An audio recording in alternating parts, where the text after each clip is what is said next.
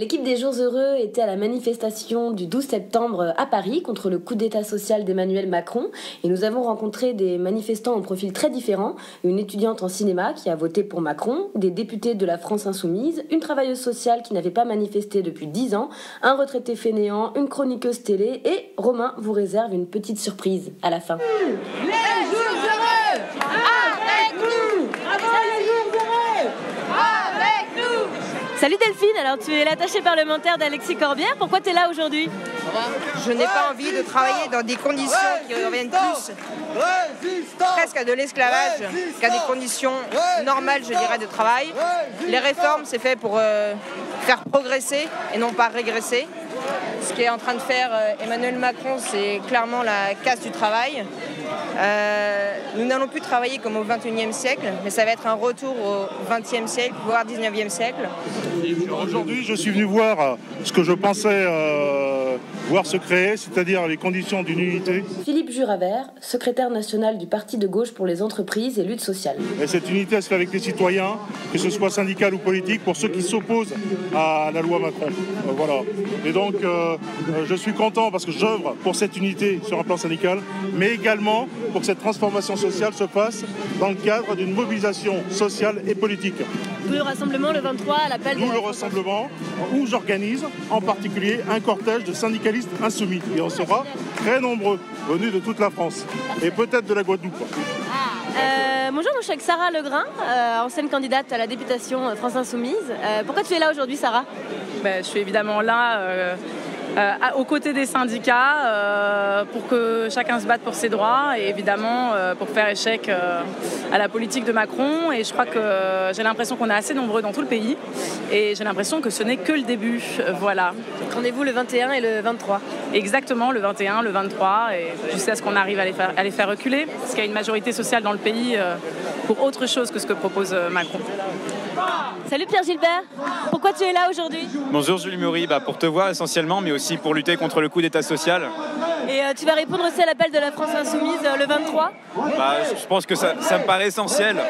Il faut multiplier les dates et l'initiative de la France Insoumise est la bienvenue.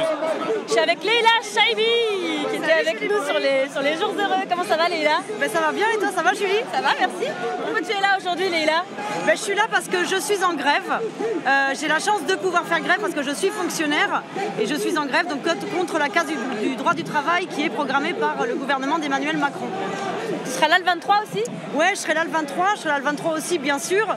Et je pense que le 23, il y aura aussi toutes les personnes qui sont d'accord avec ce mouvement de grève, qui sont d'accord avec la mobilisation contre le coup d'état social de Macron, mais qui ne peuvent pas se mettre en grève. Moi, pendant des années, j'ai bossé dans le privé avec des CDD, des jobs précaires, et je sais que c'est pas facile aujourd'hui de se mettre en grève. Donc le fait que le 23, ce soit un samedi, je pense qu'on peut compter sur la présence des salariés, mais aussi des retraités, des étudiants, des chômeurs, des auto-entrepreneurs, de tous les précaires et de plein de monde, quoi.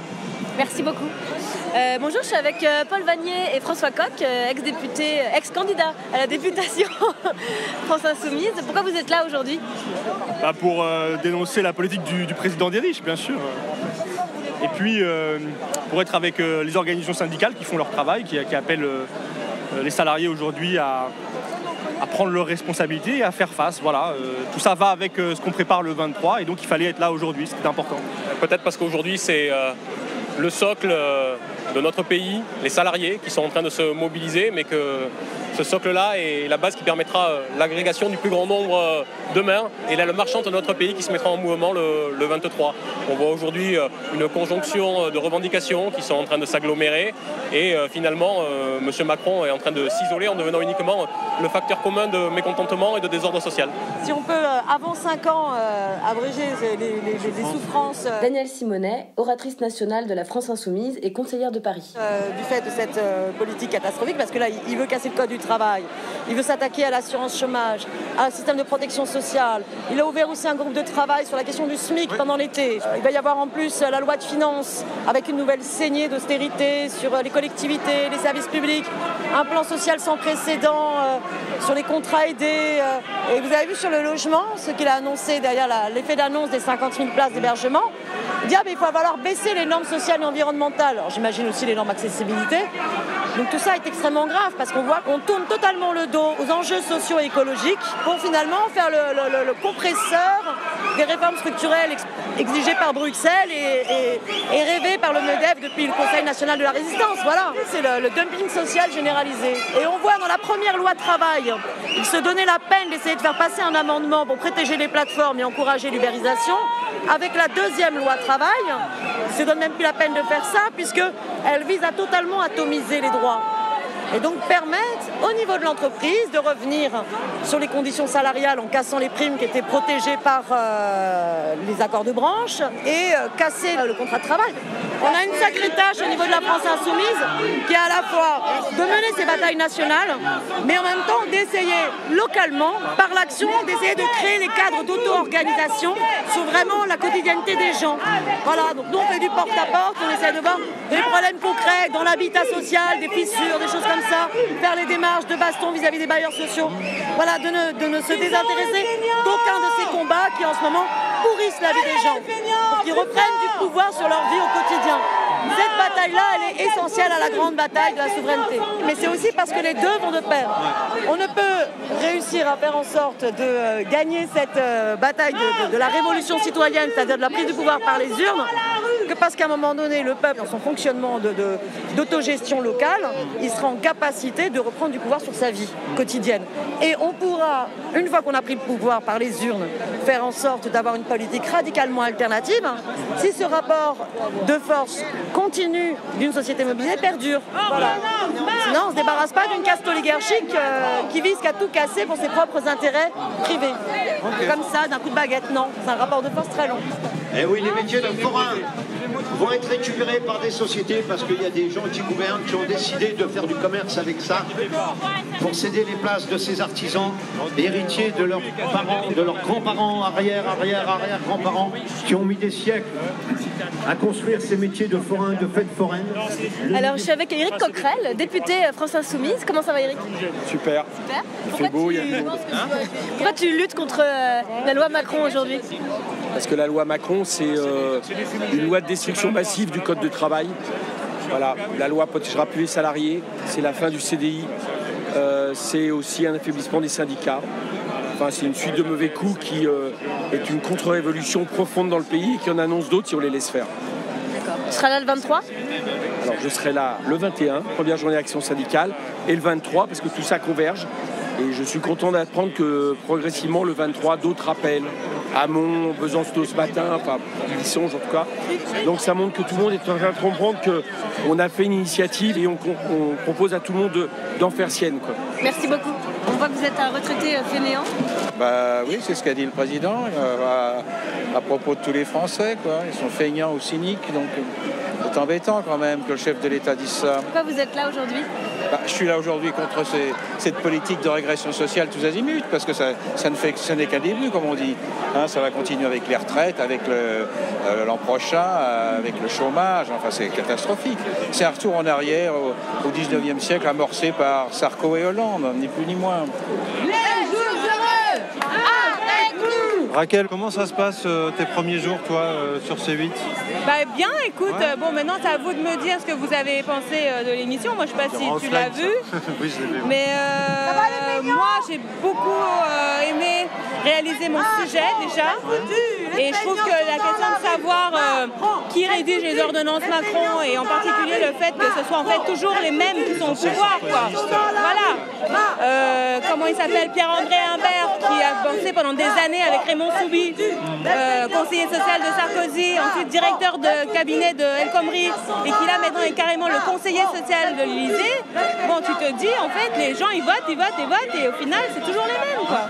Et ce qui est fou, c'est que Macron, il a réussi vraiment son coup à faire, il a menti aux gens en disant qu'il allait changer les têtes, il allait changer le personnel politique, et c'est faux, en fait, il a juste dégagé, c'est vrai, le PS et les Républicains, mais pour garder le cœur de la substance de l'oligarchie, qui sont ces personnages comme Antoine Fouché et Pierre-André Humbert.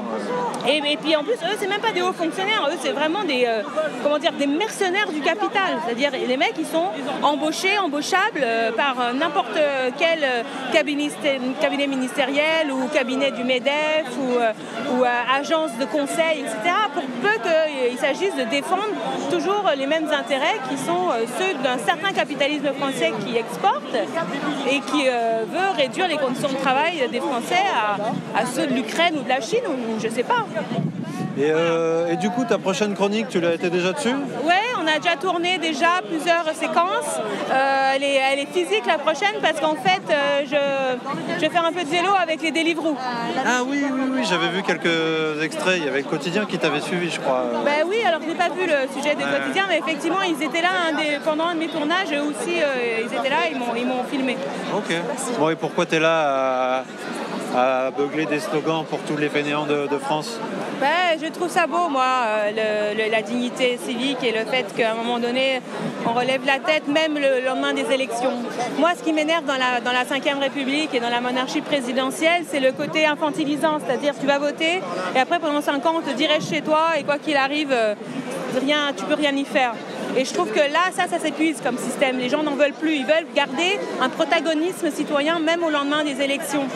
Et ça passe par le mouvement social classique, mais là on voit déjà qu'on est au-delà de ça, puisqu'il y a la manifestation du 23 Insoumise. Tout ça, ça s'alimente en fait, l'un dynamise l'autre. Et il y a déjà du monde et je trouve que c'est formidable parce que c'est beau en fait, c'est beau un peuple qui se défend face à des oligarques qui veulent les ratiboiser. Ok. Bon, et un petit mot pour nos auditeurs. Je vous aime. Quand est-ce que tu reviens? Hey, je peux pas répondre à tes auditeurs là parce que j'ai pas le temps de niaiser. Alors bonjour à tous, j'ai l'honneur de me trouver en la présence du chroniqueur star Baptiste Perra, chroniqueur des Jours Heureux. Salut Baptiste. Bonjour à tout le monde. Je suis également ravi. Tu as quel âge Baptiste? Alors j'ai 26 ans. Tu fais quoi dans la vie? Alors dans la vie, je suis étudiant en droit. Ah. J'ai passé le concours de l'avocature il y a quelques jours. Et on touche du bois. Et on touche du bois. Mais là, il n'y a pas de bois à disposition. Mais si on avait, on touche du béton. Et on marche. Et pourquoi tu es là aujourd'hui? Déjà pour voir la formidable équipe. On m'a dit que l'équipe des Jours Heureux serait là aujourd'hui. Donc je me suis dit, je vais quand même pas louper ça parce que c'est un peu eux qui font la force du mouvement. Et ensuite, je me suis dit, cette loi est quand même pas terrible. Donc on va faire en sorte de lutter contre. Tu es là pour lutter contre le coup d'état social de Macron. Exactement. Je pense que le terme de coup d'état social, il est vraiment particulièrement pertinent parce que toute la logique d'inversion des normes, c'est vraiment une logique de bouleversement total de notre modèle social. Donc je crois que le coup d'état social, l'ensemble du terme étant indispensable, si on écartelait le terme, ça n'aurait plus aucun sens, mais coup d'état social, ces 3 mots ensemble, je les trouve très pertinents pour qualifier ce qui est en train de se passer, c'est-à-dire la précarisation et le massacre des travailleurs dans ce pays. Tu seras là le 23? Je serai là le 21 et je serai là le 23. Bonjour, pourquoi vous êtes là aujourd'hui? Alors moi je suis travailleur social, je pense que je suis en première ligne justement pour ce qui concerne les droits sociaux et la loi travail, donc je ne peux pas ne pas être là. Voilà, ça fait des années que je n'ai pas manifesté. La dernière fois c'était pour ma convention de travail, c'était il y a plus de 10 ans et je pense qu'aujourd'hui tout le monde est concerné et moi en tant que travailleur social je ne peux pas ne pas défendre justement cette loi-là, contrer cette loi-là en tout cas. Salut Alexis Corbière, député France Insoumise, comment ça va? Super parce que non seulement c'est une belle journée, puis c'est toujours un plaisir de parler pour les Jours Heureux. Mais là il y a une belle manifestation à Paris qui est très très nombreuse. Là on en est encore qu'au cortège de tête si je puis dire de la CGT. Il y a une combativité, une forme de bonne humeur et de détermination qui se manifeste aussi. Moi j'aime bien, là je suis au milieu des cortèges, je distribue des tracts, plein de gens en plus disent merci. Enfin, c'est fort quoi, c'est touchant déjà. Et puis j'ai eu des amis de Toulouse, de Marseille où apparemment il y a des belles manifs aussi. Bon. Donc c'est un premier acte réussi de cette bagarre qui sera évidemment très dur mais qui est fondamental quoi. Donc c'est bien, je suis content. Et rendez-vous le 21 et le 23? Voilà. Et c'est clair dans les discussions qu'on a, aujourd'hui c'est bien que les syndicats appellent au 12, ils appellent au 21 et c'est normal, ils font leur boulot et il faut vraiment remercier tous les responsables syndicaux, les syndicalistes qui font le travail d'appeler à ces mobilisations. Mais il y a le 23 aussi un samedi de la France Insoumise et pas seulement, j'ai croisé Benoît Hamon tout à l'heure par exemple. Bon voilà, faut arrêter là, l'heure est à évidemment c'est le combat commun.